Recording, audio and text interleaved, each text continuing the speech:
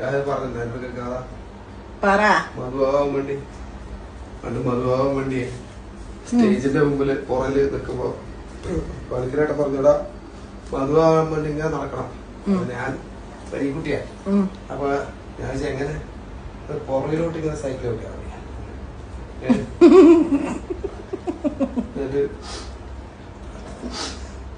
ഒരു പുച്ഛവും ഒരു ഇതും ജലദോഷം എൻട്രി ആയപ്പോണ്ടല്ലോ ഞാൻ അത് നോക്കുമ്പോ ഞാൻ ഇവിടുന്ന് സ്റ്റേജിന്റെ അടുത്ത് ഇവിടെ എൻട്രി ആവാൻ നോക്കുമ്പോ ഇവിടെ ഒരു സ്പീക്കർ, വലിയ സ്പീക്കർ.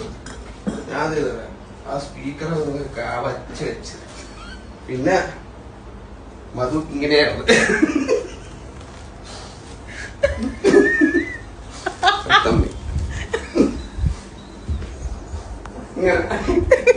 മധു പോളിയോ വാങ്ങിച്ചു.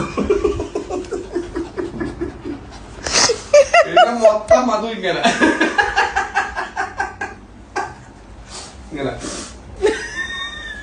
ഇത് കവച്ച് വെച്ചതല്ലേ, കവച്ച് വെച്ചതോട് കൂടി മധു അങ്ങനെ